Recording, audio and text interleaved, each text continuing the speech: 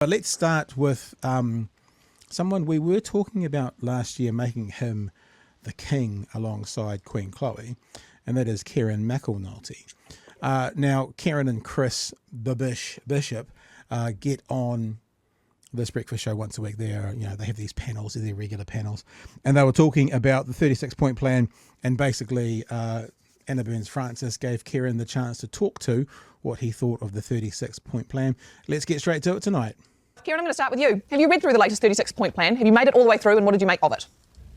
Yeah, I have, and there's a lot of buzzwords and corporate speak. There's also a lot of targets that are going to happen anyway, like do the budget, for example. Well, that's always going to happen. I'm glad to see you're going to do the budget, Chris Bishop. Yeah, well, and so half of them are sort of like business as usual type things. And I sort of thought to myself, it's like that old cliche, if you make a list of things to do around the home and the first thing on the list is to make a list and you can tick it off and you can say, well, that's good, I'm on a good start. Look, they do actually say that that's quite a good way of getting things done, is to give yourself a wee pat on the back. Chris, is that sort of the strategy you're going for here? Well, I was about to say, that's actually literally what I was thinking is, all the advice is, literally do make a list and tick things off and go and do them. And there is a certain sense as to that's what we're doing. Look, it's a list of things that we want to accomplish in the next quarter, and the budget document is not just publish a budget, it's deliver a budget that delivers lower taxes and an improvement for New Zealanders. And there's a whole lot of other things in there as well. So, yep, there's some action words like take action, do this, do that. Yep, there's a bit of that. But there's also some quite substantive policy in there around renewable energy, for example, around charter schools, around various pieces of legislation we're going to amend and repeal. It just means that people can get a sense about what we're doing in the next quarter. And, yep, it's taken a bit from corporates, they do that. But, frankly, I reckon New Zealand needs a bit of that at the moment. So there you go. The story from Christopher Bishop is New Zealand needs a bit of corporatisation at government level.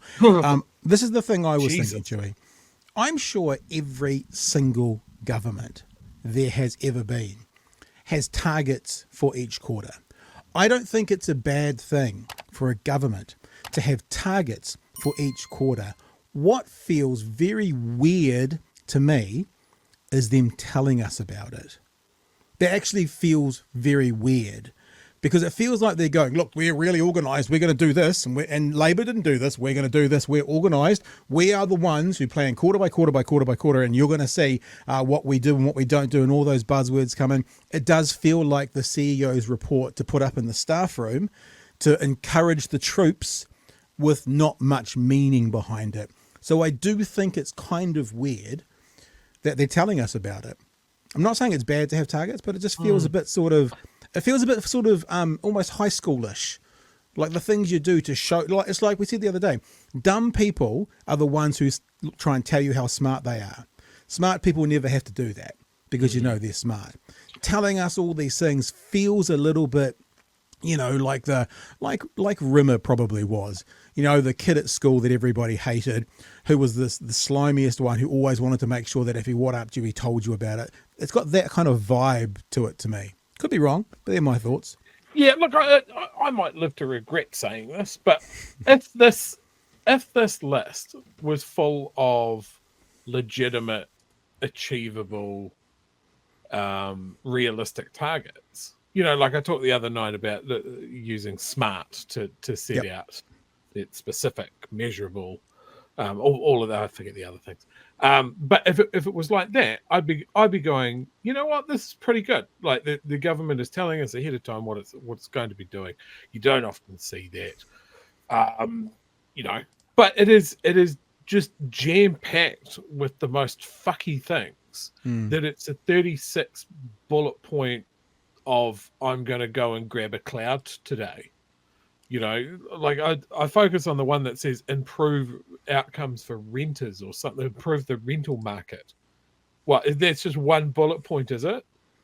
You're going to get down that list, you're going to get to that, and you're like, right, what are we doing today? But hang on, that's sort of what I'm saying. Around the cabinet table, they can be talking about, guys, we really want to focus on, making things better for renters. That's fine.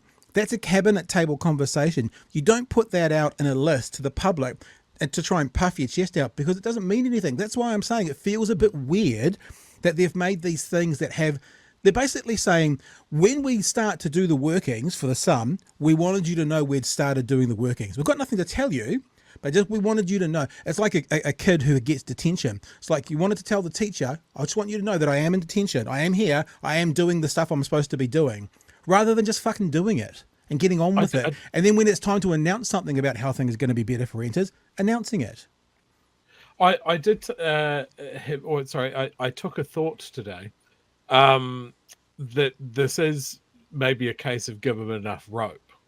Like they've put this document out there, 36 things that they're going to do, and now the media have a list of 36 things that they can turn around in a couple of months and go, so what have you done? It's, you know, we'll see how it plays out, but you know, I would generally, in general terms, say if a government could put out a list like this and we could believe it, and it was full of actionable items, then I would generally be for it. But this just seems like puffery. Yeah. Yep. No, I'm feeling you. And you wanted to look at a specific part of it, did you? Yeah. So I went through the list, and there's one that just, you know, more than improve renting outcomes, one that really sticks out for me, and it's the last one on that bullet point list. Repeal Section 7A of the Aoranga Tamariki Act, and I was like, that sounds very specific. So I went and had a look at it. Section 7A. What do we do? What do we do with this? Practical commitment to Te Tiriti o Te Waitangi. Section 7AA is our practical commitment to the principles of the Treaty of Waitangi to ensure that policies and practices have the objective to reducing disparities by setting measurable outcomes. Ooh, ensure that policies, practices, and services have regard to mana tamaiti, whakapapa, and I can't attempt that one. Oh God, I've got to get better at this. That one. Seek to develop partnerships with iwi and Māori organisations, including iwi authorities, report annually and publicly on what the ministry has done and the impact of those actions and immediate steps. So, very clearly, let's get rid of that. Yeah. We don't want you to, actually, because of what right this at is, the end of the list. What this is it's them saying we don't want you to see our workings. So on one side of this list, they're going, we're just letting you know that our workings are working. And then when it's actually workings that they need to do, they don't want to see your workings, because how would they want to report annually and publicly on what the ministry has done? You know, no more cultural reports, no more background stuff. Not going to tell you anything. We're not going to tell you anything of substance. What we're going to tell you is that we're telling you something that we're telling you. That's what we're going to do. So this is like this. We've had so many problems with what Aoranga Tamariki has done in the past. This is something that was introduced to kind of redress that and put a bit of a magnifying glass on it and make sure that people are accountable. And now we're getting rid of that. We're getting rid of that focus. We're getting rid of that looking at what this department is doing. You know, this department has a history of just taking kids off people and stuff like that. So, you know, that's something that needs a lot of scrutiny. But this just seems to be another thing that is Te Tiriti adjacent that we just don't need. We don't need it. We just throw it out overboard. No need for accountability, no need for transparency, no need for visibility. And if only that was the only thing about the treaty that came across my eyeballs today.